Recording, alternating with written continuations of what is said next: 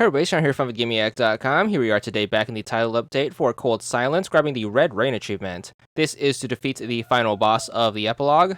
So picking up where we left off last time, which is us picking up the 13th soul. Once you have all 13 souls, what you need to do is you need to make sure you bring them all back with you to where the start of chapter 4 was. So that's going to be in the very upper right corner of the map. You are going to have to do this without dying. Again, you don't have a checkpoint after picking up the last soul, so if you do go down during this run, you are going to have to start back at the start of soul number 1.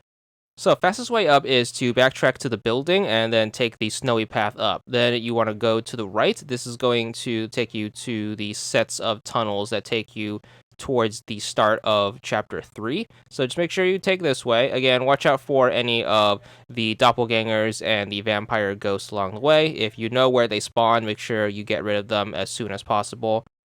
Once you get to the tunnel, make sure you bridge across, and then you have the big spike pit right here. There is going to be a vampire ghost in the middle of it, so make sure you get rid of him, or you can run away from him if you really want to. Remember to keep an eye on your health. So the big reason we left so many health pickups lying around during our last run through when we were trying to gather all the souls was to heal us for this run. So if you are running low on health, make sure you seek out any of those health power-ups you left lying around. Super useful at this point in the game since there's no other real way of healing yourself. Once you are back on the bottom right of the map where we started our soul hunt, start climbing up the mountain. So just keep zigzagging up. Once you get to the part with the antennas, just keep heading up. Remember the little tricks like not going too far on this climb to avoid the doppelganger. Remember to get rid of the vampire ghost before you get into the tunnel so you don't get stuck and get clipped by the two shooting ghosts as well. And then make sure you clear the tunnel once you have a clear passage.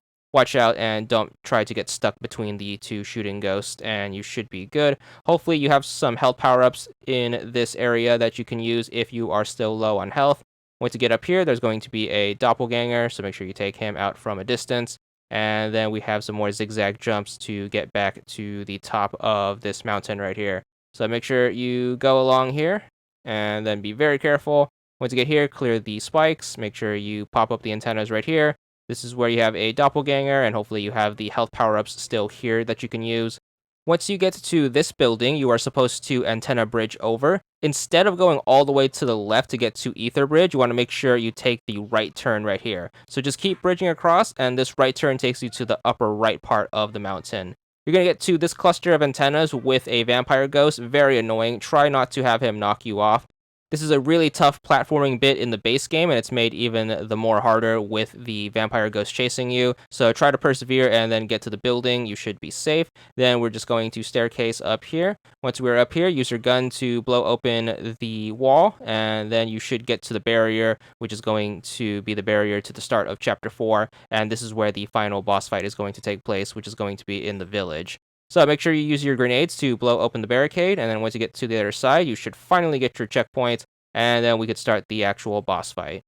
So the boss fight's actually going to be quite simple. You're going to get this cutscene where all 13 souls get rejoined, and they form Sea of Blood. So to fight him, all you have to do is just jump up, hit him with your radio. He should expand, and then he should have a bunch of different arms.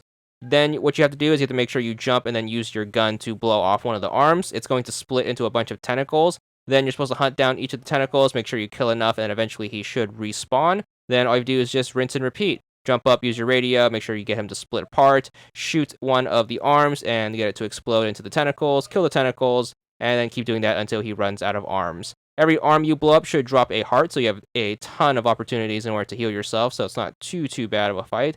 Just keep it up, and this fight should be over in only about a minute. Only real part is figuring out the pattern, and now that I have told you, it should be super duper easy. So just make sure you keep this up, and you should be able to beat the game easy peasy. Honestly, the harder part of the game was trying to get the 13 souls without any useful checkpoints, so you have this super duper easy boss fight to look forward to.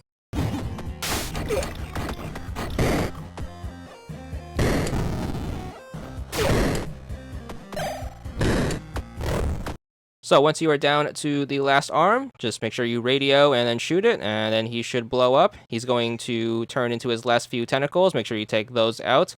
You know you are done with the fight once he regenerates and turns into a heart. All you have to do is just go up to it, and you should get the final cutscene, and then the game should end with you beating the epilogue, and more importantly, getting this achievement. 200 gamer score, and that's all there is to it.